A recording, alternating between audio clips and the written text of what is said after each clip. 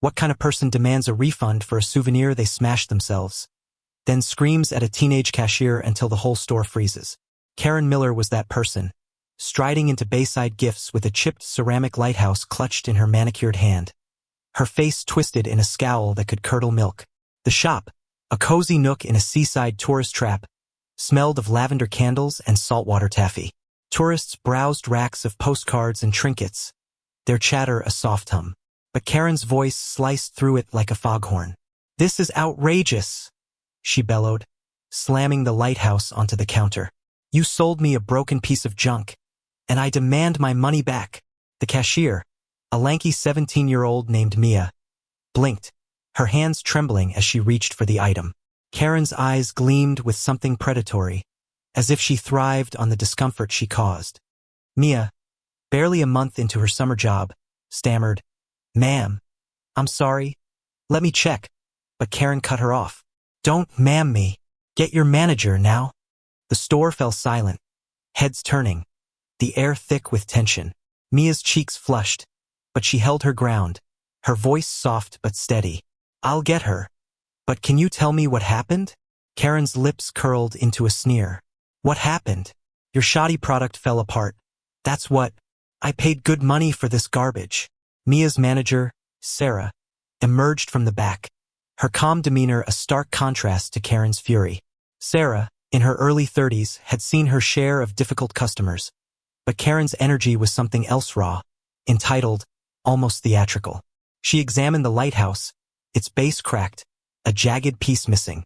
"Ma'am, this looks like it was dropped," Sarah said evenly, her eyes meeting Karen's. The accusation hung in the air, and Karen's face reddened. "Dropped? Are you calling me a liar?" she snapped, her voice climbing an octave. Sarah didn't flinch. "I'm just saying it's unusual for these to break on their own. They're solid ceramic." Karen leaned closer, her perfume overwhelming, her finger jabbing the air. "I don't care what you think. I want a refund, or I'll have your job." The threat landed like a slap, and Mia, still behind the counter, froze, her hands gripping the edge. A customer nearby, an older woman with a straw hat, shifted uncomfortably, her eyes darting between Karen and the staff. Sarah's composure held, but her jaw tightened. She dealt with Karens before, people who wielded complaints like weapons, who saw service workers as punching bags.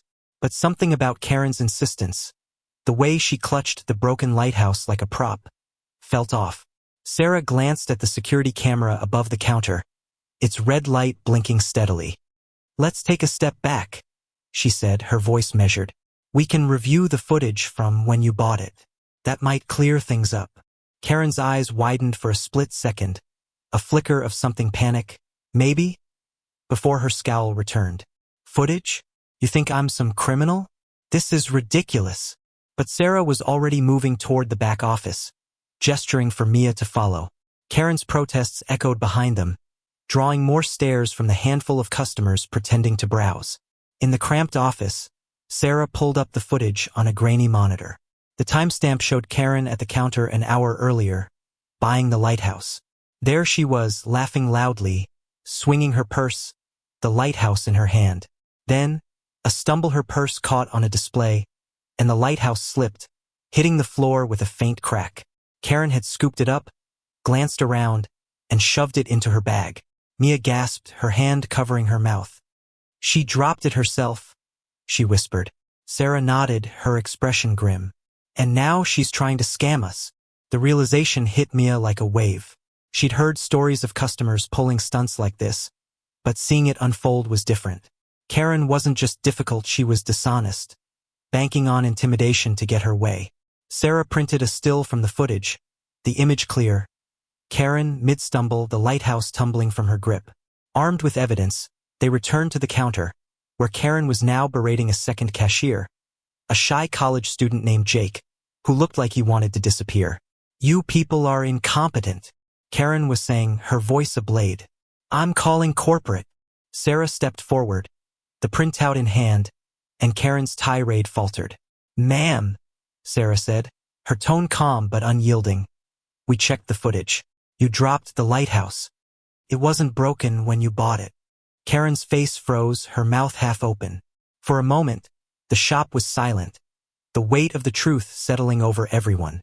Then Karen laughed, a sharp, brittle sound. That's absurd. Your cameras are wrong. But the customers nearby were watching now, their murmurs growing. The older woman in the straw hat shook her head, muttering, "Unbelievable."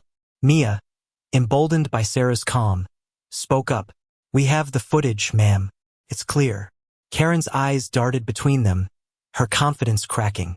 She grabbed the printout from Sarah's hand, her fingers trembling as she scanned it. The image was undeniable. Her own face, her own stumble, her own lie exposed. She opened her mouth to argue, but no words came.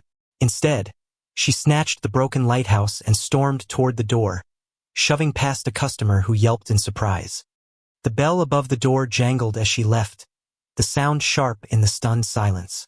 But the story didn't end there. As Sarah and Mia exchanged a glance, relieved but shaken, Jake, the second cashier, spoke up, his voice barely above a whisper. "I know her," he said, his eyes wide. "She's done this before. At my cousin's store, down the boardwalk. She tried to return a cracked snow globe last week." The revelation hit like a plot twist, a spark igniting new questions. Was Karen a serial scammer, targeting small shops along the coast? Sarah's brow furrowed. "We need to warn other stores," she said, her voice firm. Mia nodded, her fear giving way to determination. They weren't just fighting for their shop, they were fighting for every worker who'd face someone like Karen. The broken lighthouse, still on the counter, seemed to gleam with new significance, a symbol of a battle just beginning. The next morning, Bayside Gifts buzzed with its usual rhythm, tourists flipping through keychains, the soft clink of coins at the register. But beneath the surface, tension simmered. Sarah had spent the evening calling other shop owners along the boardwalk, sharing Karen's story. Jake's cousin, who ran a souvenir stand a mile away, confirmed it. Karen had pulled the same stunt with a snow globe, demanding a refund for a defective item she'd clearly broken. The pattern was clear, and it wasn't just about souvenirs, it was about power. Karen thrived on bullying workers into submission, exploiting their fear of complaints or lost jobs. Sarah wasn't having it. She taped the security footage still to the counter, a quiet warning to anyone who might try the same.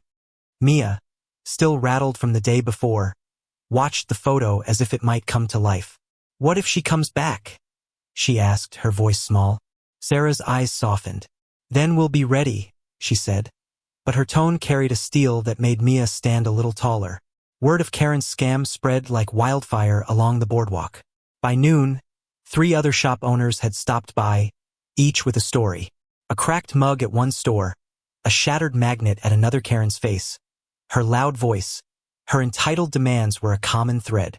One owner, a gruff man named Tom, slammed his fist on the counter.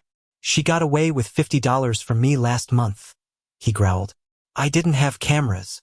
Sarah's jaw tightened. "She's not getting away this time." The group agreed to pool their evidence, receipts, timestamps, even a blurry photo from Tom's shop. They weren't just protecting their businesses. They were reclaiming their dignity. Mia, listening quietly, felt a spark of pride. She'd always thought of her job as temporary, a way to save for college. But now it felt bigger, like she was part of something that mattered. That afternoon, Karen returned. The bell above the door chimed, and there she was, her face a mask of indignation. A new souvenir in hand, a glass sailboat, its mast snapped. Mia's stomach dropped, but Sarah stepped forward, her expression unreadable. "Back again?" Sarah asked, her voice calm but sharp. Karen didn't hesitate. "This thing broke the second I got home," she snapped, setting the sailboat on the counter with a thud. "I want a refund, and I'm not dealing with your nonsense this time." The shop went quiet again, customers pausing mid-browse. Mia's heart raced, but she noticed something. Karen's purse, slung over her shoulder, had a jagged tear, as if something sharp had caught it. The sailboat's broken mast flashed in her mind.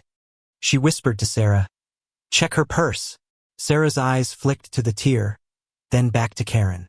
"Ma'am," she said, "did you carry that sailboat in your purse?" Karen's face twitched, a crack in her bravado. "What? No, don't change the subject." Sarah didn't back down. She gestured to the security camera, its red light steady. "We'll check the footage again," she said. "And this time we're calling the other shops." Karen's eyes widened, her hands tightening on her purse. "You can't do that," she sputtered. "I'll sue you for harassment." But Sarah was already dialing Tom's number, her voice calm as she asked him to bring his photo. The other customers watched, some whispering, others openly staring. The older woman from yesterday was back, her straw hat tilted as she leaned closer, her expression a mix of disgust and fascination. Tom arrived minutes later, holding a grainy printout of Karen at his shop, a broken magnet in her hand. "This you?" he asked, his voice gruff. Karen's face paled, her mouth opening and closing like a fish out of water. The evidence was piling up, and she knew it. Then came the twist no one expected. Jake, who'd been quiet, stepped forward, his phone in hand. "I found something," he said, his voice shaking but firm. He showed Sarah a video from a local Facebook group, posted by a tourist. It showed Karen at a beachside cafe, ranting about a burnt sandwich, demanding a free meal. In the background, barely noticeable, was her purse spilling open, a cracked souvenir tumbling out. The timestamp matched the day she'd bought the lighthouse. Mia's eyes widened. "She's been doing this everywhere," she whispered. The video wasn't just proof, it was a window into Karen's world, a cycle of lies and intimidation. Sarah turned to Karen, her voice low but cutting. "You've been scamming half the boardwalk. We're done here. No refund, and we're reporting this." Karen's bravado crumbled, her hands shaking as she grabbed the sailboat and backed toward the door. "You'll regret this," she hissed, but her voice lacked conviction. The bell chimed as she fled, leaving the shop in a stunned hush. The victory felt hollow. Sarah, Mia, and Tom stood by the counter, the weight of the confrontation settling over them. They'd exposed Karen, but at what cost? Mia's hands still trembled, and Tom's anger hadn't faded. Sarah broke the silence. "We need to make sure she can't do this again," she said.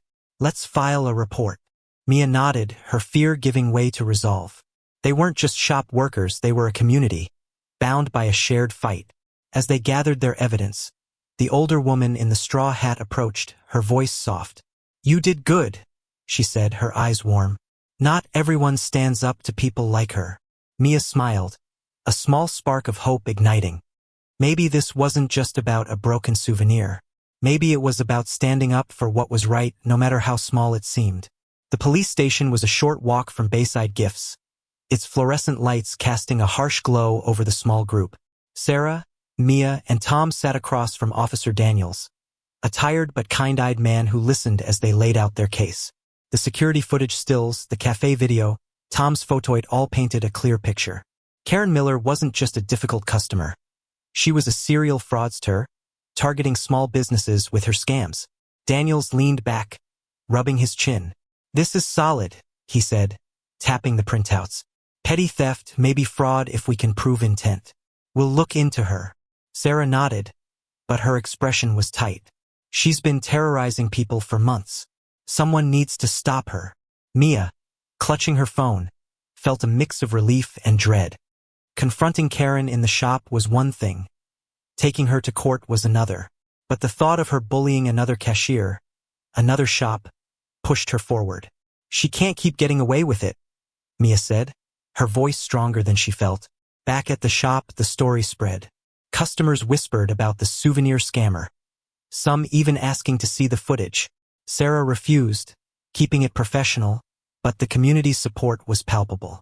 The older woman in the straw hat, whose name was Ellen, brought coffee for the staff, her smile a quiet thank you. But Karen wasn't done. 2 days later, she posted a scathing review online, calling Bayside Gifts a scam and accusing Sarah of slandering her. The review spread, racking up comments from strangers who took Karen's side.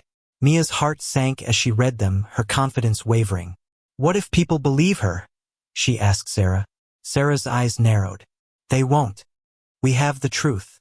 She contacted the review platform, submitting their evidence. Within hours, the review was flagged, and Karen's account was under scrutiny. But the damage lingered, a reminder of how easily lies could spread. The confrontation came to a head at a small claims court hearing a week later. Karen stood at the defendant's table, her face a mix of defiance and desperation. She'd hired a lawyer, a slick man in a cheap suit who argued she'd been humiliated by the shop's accusations. Sarah, representing Bayside Gifts, presented their case with calm precision. The footage, the photos, the video from the cafe. Mia, sitting in the gallery, watched Karen's face as the judge reviewed the evidence. Her smugness faded, replaced by a nervous twitch. The twist came when Ellen, the customer in the straw hat, took the stand. She'd been at the cafe that day, seen Karen's purse spill, and kept the broken souvenir, a tiny crab figurine found on the floor.